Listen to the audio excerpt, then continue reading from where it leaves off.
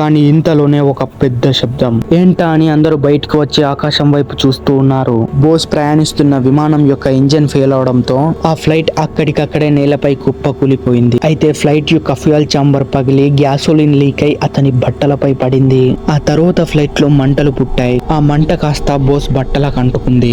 దాంతో అందరూ చూస్తుండగానే బోస్ బట్టలకు నిప్పంటుకొని బోస్ కాలిపోతున్నాడు. అక్కడి వాళ్ళు కాపాడే లోపే బోస్ శరీరం దాదాపు కాలిపోయింది. ఆ రోజు 1945 ఆగస్ట్ 17th అనగా మనకు స్వాతంత్రం రావడానికి 2 సంవత్సరాల ముందు ఆ రోజు బోస్ గారు రష్యా వెళ్లడానికి సిద్ధమయ్యారు. గాంధీ లాగా బోస్ అహింసావాది కాదు. వ్యక్తిత్వంలో పూర్తి భిన్నంగా ఉంటాడు. ఉడుకు రక్తం కలవాడు. నిప్పులు జరుగుతున్నా ముందటికి ఉరకడమే అతని నైజం. బ్రతిమిలాడి తెచ్చుకునేది స్వాతంత్రం కాదు, తిరగబడి దేశం నుండి ఆంగ్లేయులను తరిమి కొట్టేదే స్వాతంత్రం అని బలంగా నమ్మి యుద్ధానికి ఉరికాడు బోస్. దేశం లోపల నుండి కాదు, దేశం బయట నుండి మరికొంత సైన్యాన్ని తెచ్చుకొని తెల్ల జాతీయులను తరిమి కొడదామనుకున్నాడు బోస్. దీంట్లో భాగంగానే ఎన్నో దేశాలతో చర్చలు జరిపి ఈ క్రమంలోనే 1945 ఆగస్టు 17న రష్యాకు వెళ్లేందుకు మధ్యాహ్నం 2 గంటలకు సిగోన్ ఎయిర్పోర్ట్ నుండి మిక్సిరోసి AI-21 హెవీ బాంబర్ ఫ్లైట్ లో బయలుదేరాడు బోస్. ఆ రోజు ఆ ఫ్లైట్ లో బోస్ తో పాటు 5 ఉన్నారు. తర్వాతి రోజు అనగా ఆగస్టు 18న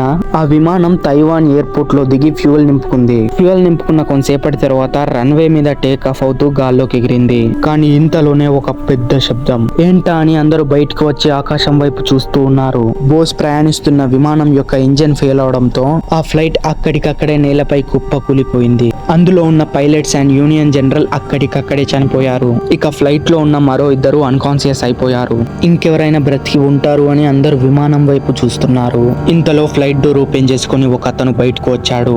అతని పేరే సుభాష్ చంద్రబోస్. బోస్ యొక్క బట్టలు తడిచిపోయి ఉన్నాయి. దాని యొక్క కారణం ఏంటా అని చూస్తూ ఉండగా అయితే ఫ్లైట్ యొక్క ఫ్యూయల్ చాంబర్ పగిలి గ్యాసోలిన్ లీక్ అయి అతని బట్టలపై పడింది.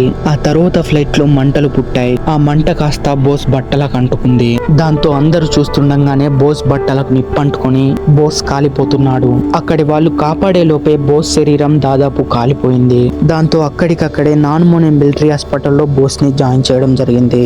అయితే ఆ రోజు ఏం జరిగిందంటే బోస్ గారు కోమాలోకి వెళ్లి ఆ రోజే చనిపోవడం జరిగింది. ఈ వీడియో ఇంతే గైస్. ఈ వీడియోలో ఉన్న ఫుల్ ఇన్ఫర్మేషన్ తెలుసుకోవాలి అనుకుంటే కింద కామెంట్ చేయండి. అంతేకాకుండా మన ఛానల్ ని సబ్స్క్రైబ్ చేసుకోండి. అప్కమింగ్ వీడియో ఫుల్ ఇన్ఫర్మేషన్ తో రాబోతుంది కాబట్టి స్టే ట్యూన్.